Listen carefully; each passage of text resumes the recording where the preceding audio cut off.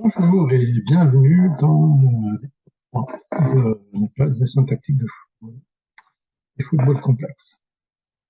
Au moment d'aborder en profondeur ce qu'est la périodisation tactique, je vous invite, si ce n'est pas déjà fait, à visionner les épisodes 1 et 2 auparavant. En effet, la périodisation tactique n'est pas seulement une méthodologie d'entraînement, c'est aussi une philosophie qui examine le football à travers une perspective basée sur le paradigme de la complexité. Bien comprendre et réfléchir complexe, au sens d'analyser le tout et non pas seulement les différentes parties, c'est essentiel. Sinon, pratiquer la périodisation tactique au regard d'une analyse analytique n'aura que peu de sens. Alors, nous arrivons au cœur du sujet. Qu'est-ce que la périodisation tactique? Il s'agit d'une méthode d'entraînement systémique qui priorise le jeu que l'on veut pratiquer, une méthode globale qui tient compte de tous les paramètres de la dynamique du jeu à partir d'une question directrice: comment travailler et perfectionner tactiquement notre projet de jeu, notre système et notre organisation afin de les rendre un peu plus efficaces chaque jour. Le concept principal de la périodisation tactique est de donner la priorité aux aspects tactiques et mentaux durant l'entraînement. Que le joueur visualise toutes les situations, c'est la base pour pouvoir créer et développer un joueur qui soit plus intelligent, nous dit Paulo Sousa. Mourinho, lui, nous dit: mes équipes utilisent une méthodologie qui rompt avec tous les concepts traditionnels de la formation analytique. Nous avons formé un concept que nous appelons interdépendance entre tous les facteurs. Nous travaillons tout en même temps, y compris la motivation. Cette idée du jeu est le style que l'entraîneur et les joueurs ont en tête et aimeraient que l'équipe exécute en compétition. Pour que cela se produise, l'entraîneur doit systématiser le modèle de jeu qu'il a décidé, le décliner en principe, sous-principe et sous-sous-principe, pour le rendre plus clair pour lui et pour ses joueurs. C'est peut-être pas très clair pour vous pour l'instant, mais quand on approfondira, vous verrez. Alors, pourquoi périodisation tactique? Alors, périodisation, parce que cette idée de jeu, pensée par l'entraîneur, prendra du temps à être mise en place et à être comprise par les joueurs. Donc, ça va se périodiser sur plusieurs mois, voire plusieurs saisons, à travers l'entraînement et les jeux. Tactique, car tout doit être opérationnalisé compte tenu de l'idée du jeu. La dimension tactique est généralement associée au plan organisationnel de l'équipe. Cependant, dans la périodisation tactique, la dimension tactique n'est pas seulement le plan organisationnel, c'est-à-dire le schéma de jeu, par exemple, en 4-4. Tout ce qui est fait dans le jeu, pour nous, est tactique. Lorsqu'un joueur qui se trouve de l'autre côté du ballon se déplace pour créer un espace, nous pouvons considérer ce mouvement comme étant un mouvement tactique. Lorsqu'un joueur choisit de faire une passe plutôt que d'effectuer un tir, nous pouvons considérer que cette passe, est tactique. Lorsqu'un joueur se dégage rapidement d'un marquage pour pouvoir recevoir le ballon de manière isolée, c'est aussi un acte tactique. Autrement dit, pendant un match, il n'y a aucune action d'un joueur qui n'ait pas d'intention tactique à la base, qu'elle soit consciente ou inconsciente. Tout se passe selon ce qui ressort du jeu, donc tout est tactique. Autrement dit, nous devons considérer la tactique comme une dimension complexe qui émerge de l'interaction des différents joueurs, des différentes dimensions organisationnelles, c'est-à-dire du placement des joueurs sur le terrain, de la technique utilisée, de l'aspect physiologique et de l'aspect psychologique et décisionnel. À titre d'exemple, considérons la dimension technique. Chaque geste technique, ce qu'on appellera une habilité motrice spécifique, chaque geste qui se produit dans le jeu ne survient pas par hasard. Il part toujours d'une intention, d'un objectif qui lui est évident adjacent. Une passe pour faire progresser la balle, un tir pour marquer, un tacle pour reprendre le ballon. En ce sens, lorsque nous créons des contextes de pratique, d'exercice, dont l'objectif est le développement technique, dans les faits, nous ne devons pas oublier les raisons qui poussent à ce geste. C'est une intention tactique. Et ainsi créer des contextes pour l'exercice qui donnent un sens à ce qu'on veut acquérir, l'objectif de l'exercice. Ce sens ne devrait pas être seulement le jeu d'une manière générale, dans l'abstrait.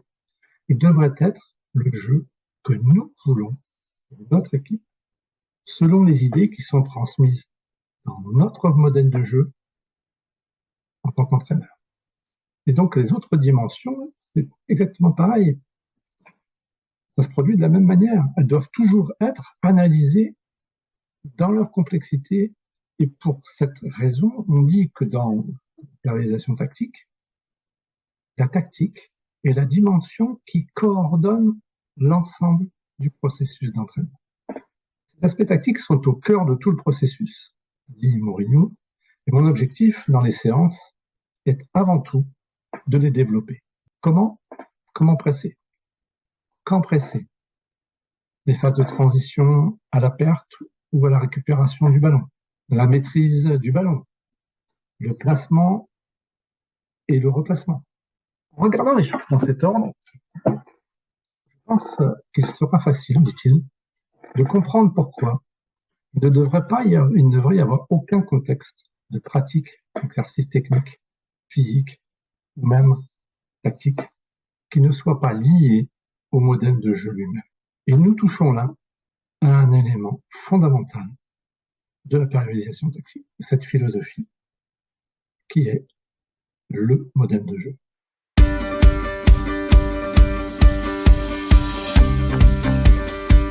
Nous travaillons en permanence en fonction du modèle de jeu que nous avons choisi pour notre équipe.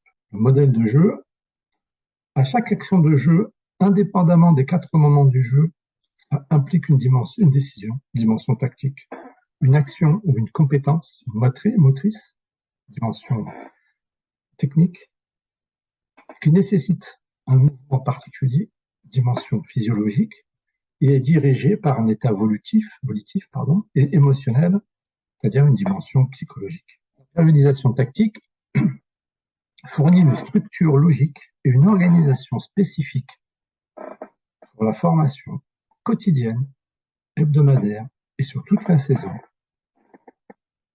qui se concentre directement sur l'enseignement du modèle de jeu déterminé par l'entraîneur. La périodisation tactique enseigne spécifiquement au modèle de jeu et pas seulement le jeu. Tous les domaines que l'on va travailler se rapportent à ce modèle de jeu qui est la base de tout l'entraînement. Alors, comment arriver à ce niveau de préparation? D'abord en travaillant constamment dans des situations spécifiques. Nous verrons que c'est un des principes fondamentaux. Ce qui signifie des exercices qui obligent le footballeur à penser d'un point de vue tactique. Écoutez ce que dit un ancien joueur de Mourinho. Qu'il appelle la découverte guidée. Le cerveau perpétuellement en activité. El hecho de los entrenamientos ya para nosotros era un gran cambio, porque nunca habíamos entrenado de esa manera, todo con el balón, todo con mucha intensidad, y la verdad que eso fue un gran cambio para el fútbol italiano. Todos los ejercicios para pensar. Él no te hace ningún ejercicio que no tengas que pensar, y eso te ayuda porque te agiliza mucho la mente. Mourinho a théorisé le plaisir à l'entraînement. 1h30 par séance, pas plus, avec de l'exigence, mais du jeu surtout. Vous voyez, la dimension tactique est au centre de notre modèle de formation. Le premier est la philosophie, le début de tout, et de décider du style de jeu, dit Mourinho.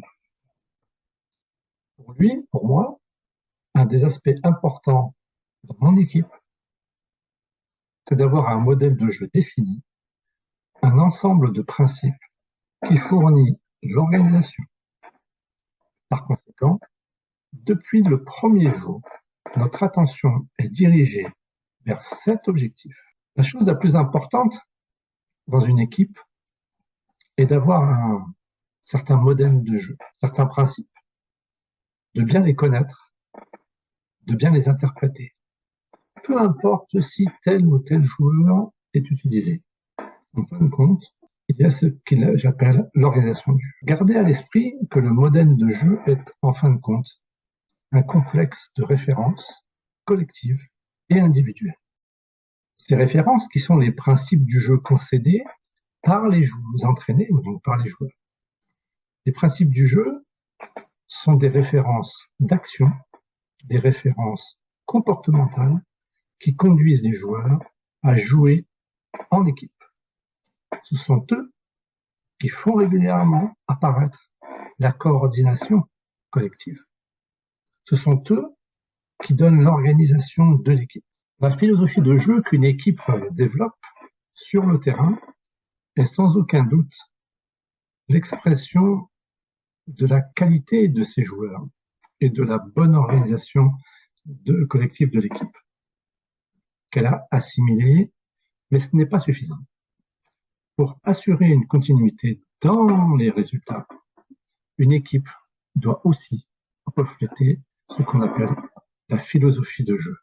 Sans elle, l'équipe aura l'impression de marcher sans boussole dans le désert, me dit Carlo Ancelotti. La périodisation tactique est une méthodologie d'entraînement dont la préoccupation, on vient de le comprendre, première est que le jeu de l'équipe soit produit en compétition. C'est pour cela que le modèle de jeu et que la dimension tactique guident toute la méthodologie d'entraînement de la périodisation tactique. Pour Victor Fradé, le modèle de jeu est la voie à suivre pour réunir toutes les pensées tactiques individuelles des footballeurs afin qu'ils perçoivent et résolvent tous ensemble une situation de jeu de la même manière. Le football est interactif parce que chaque acte de joueur a une réciprocité relationnelle. On peut aussi rappeler que le football est global parce que la valeur de l'équipe peut être plus haute ou plus faible que la somme des individualités qui la composent. Le football est complexe du fait de la profusion de relations entre les différents éléments, les joueurs, l'équipe adverse. Enfin, il est organisé parce que la structure et le fonctionnement du football se construisent à travers des éléments de coopération et d'opposition établis avec le respect de règles et de principes bien arrêtés en accord avec les objectifs. J'aime bien cette phrase qui dit que si 4 chevaux tirent une charrette, celle-ci se déplacera à la vitesse du cheval le plus lent. Par conséquent, l'absence d'une culture tactique commune au sein d'une équipe est une contrainte majeure parce qu'elle compromet l'adoption et la compréhension d'un modèle de jeu par l'ensemble des participants. Donc, un ou plusieurs vont freiner. Un modèle de jeu est quelque chose qui identifie une certaine équipe. Ce n'est pas seulement un système de jeu. C'est pas le positionnement des joueurs sur le terrain, mais la façon dont ces joueurs se comportent les uns par rapport aux autres sur le terrain et comment ils expriment leur façon de comprendre le football ensemble. C'est-à-dire l'idée du football que les joueurs ont sur le terrain à tout moment du match. On peut donc dire que le modèle de jeu est la transposition sur le terrain de ce que nous, les entraîneurs, nous souhaitons. C'est le jeu que l'entraîneur veut que son équipe mette en place, mais aussi, lorsqu'on regarde par exemple les équipes de Pep Guardiola, on voit le jeu de position comme base de projet de jeu pour lui. Si on regarde les équipes de Jürgen Klopp, c'est le gegenpressing qui va être le plus prégnant dans notre vision. Pour d'autres encore, un bloc bas avec un jeu de contre-attaque. Pour reprendre une image de José Oliveira que j'aime beaucoup, imaginez que les idées de jeu de l'entraîneur se manifestent par la couleur, une couleur bleue par exemple. Lorsque nous la transmettons aux joueurs, ils la capturent. Mais cette perception qu'ils ont est conditionnée par leur goût, leurs expériences et bien d'autres choses encore correspondant à cette couleur bleue. En tant que tel, chaque joueur prendra une couleur bleue avec une teinte distinctive qui lui convient. Bleu clair, bleu ciel, bleu nuit, bleu indigo, etc. Lorsque ces différentes nuances interagissent entre elles, au travers de l'équipe, une nouvelle nuance va émerger, qui peut d'ailleurs également être une nuance encore inconnue, mais la seule chose dont on est sûr, c'est qu'elle sera toujours bleue. La création d'un modèle de jeu est un processus identique.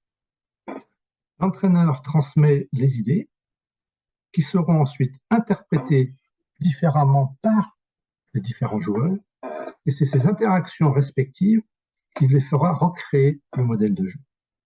Cependant, ces idées seront toujours bleues, jamais jaunes, rouges ou vertes. C'est un processus qui, dans la périodisation tactique, est appelé auto-éco-hétéro. En tant que tel, le modèle de jeu est un processus dynamique et non linéaire, toujours en construction, permanente, qui part toujours des idées que l'entraîneur a pour résoudre les problèmes que rencontre l'équipe. Il y a en Latin une construction d'équipe autour de ce principe de jeu.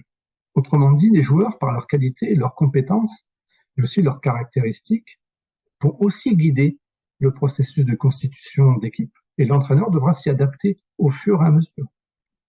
En utilisant l'analogie des couleurs présentées précédemment, nous pouvons dire que dans la périodisation tactique, nous savons quelle sera la couleur finale. Nous ne savons pas, tout simplement, quelle sera la teinte, parce qu'elle sera liée au processus d'interaction qui émerge de la réciprocité entre les idées du coach, les idées des joueurs, la pratique des joueurs et le retour vers les idées du coach. Nous verrons comment construire un modèle de jeu avec des principes spécifiques de la périodisation tactique dans un prochain épisode. En attendant, si vous souhaitez aller plus vite et plus loin, n'hésitez pas à lire nos ouvrages en langue française, italienne et anglaise que vous trouverez à la fin de cette vidéo. Merci d'avance et à bientôt.